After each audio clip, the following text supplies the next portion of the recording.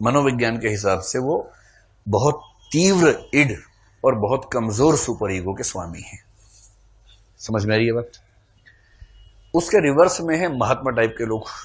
हालांकि महात्मा टाइप के लोग आजकल जेल ज्यादा जा रहे हैं, तो मैं उनकी बात नहीं कर रहा हूं, जो सच्चे संत महात्मा उनकी बात कर रहा हूं।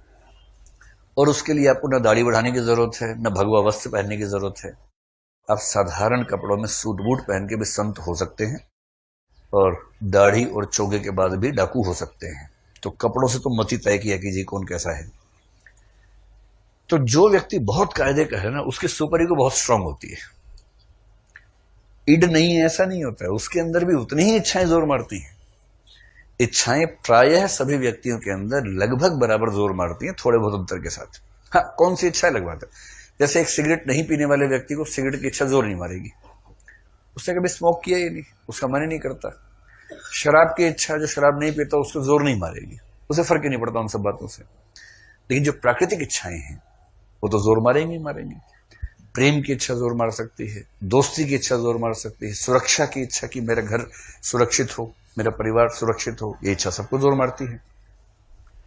तो प्राकृतिक इच्छाएं लगभग हर व्यक्ति को लगभग बराबर प्रभावित करती हैं। सुपर ईगो मजबूत होगा तो व्यक्ति क्या करेगा? अपनी इच्छाओं को कंट्रोल में रखेगा। फिर ध्यान रखना है, इच्छा आने से नहीं रोक सकता है, इच्छा को अपने एक्शंस में कन्वर्ट होने से रोक देगा।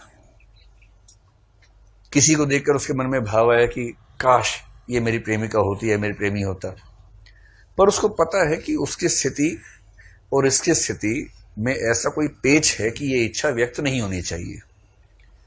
उसका इतना कंट्रोल है कि व्यक्त नहीं करेगा, न चेहरे से हाव भाव से, किसी भी तरह से ऐसा एहसास नहीं होने देगा कि उसके मन में ऐसा विकार आया है। नैतिक होने का इतना ही मतलब होता है। और ये वाला क्या है? किसी को देखते क्या बोलेगा? आजा मेरी गाड़ी में बैठ जा। ये इस तरह का जंगली टाइप का आदमी है, क्योंकि इसको तमीज नहीं है कि कोई एक बड़े अच्छे आदमी ने कहा कि ये जो कह रहे हैं ना आजा मेरी गाड़ी में बैठ जा, और ये जो कह रहे हैं कि आपसे बात करके अच्छा लगता है, आप अच्छा पढ़ने में अच्छी हैं और आप जरूर IAS बनेंगी और आपसे मतलब बड़ा प्रेरणा मिलती है, लफाजी का अंतर है,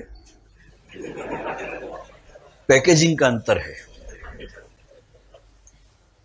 कंटेंट समान है। अब भाव समझ रहे हैं? कंटेंट समान है। कंटेंट का मतलब दोनों के मन के भाव, दोनों की इच्छाएं, दोनों की मूल प्रेरणाएं समान है।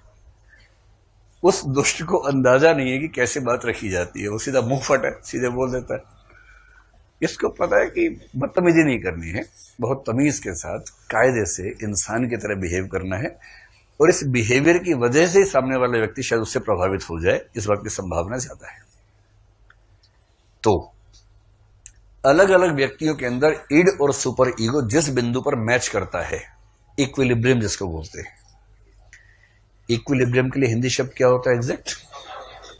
साम्य बिंदु। हाँ, साम्य बिंदु। उस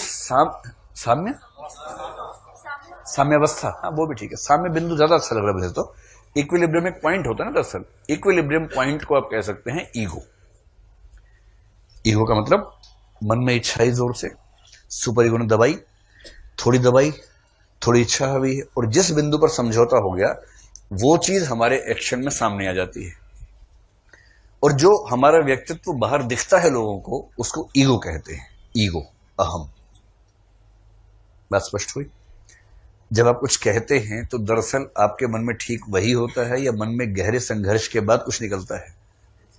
गहरे संघर्ष के बाद। और संघर्ष किस किस के बीच में था ये सामने वाले को नहीं पता है, उसको सिर्फ इतना पता है कि आपने कहा क्या, और जो आपने कहा, जो आपने किया, उसको बोलते हैं ईगो। इनका हिंदी नाम क्या है? इड को कुछ लोग बोलते हैं इदम। साहित्य में कहीं कहीं इदम अगर शब्द आए तो देख लीजिएगा। ईगो को बोलते हैं अहम, और सुपर ईगो को कुछ लोग बोलते हैं परम अहम। इथिक्स में मत लिखिएगा इन सब बातों को, हिंदी के नामों को, उसमें ईडी को सुपर ईगो लिखिए, पर हिंदी साहित्य में कहीं कहीं ये शब्द प्रचलित हैं, तो आए तो आप ध्यान रखिएगा। तो अब मैं अगर आपसे एक वाक्य में कहूं कि मनुष्य का पाशविक मन इड कहलाता है, मनुष्य का नैतिक मन सुपर ईगो कहलाता है। इन दोनों मनों की क्रिया प्रतिक्रिया द्वंद्व संघर्ष के माध्यम से जैसा एक बैलेंस बनता है, जो बाहर दिखता है समाज को, उसको उसका ईगो कहते हैं। मनोवैज्ञानिक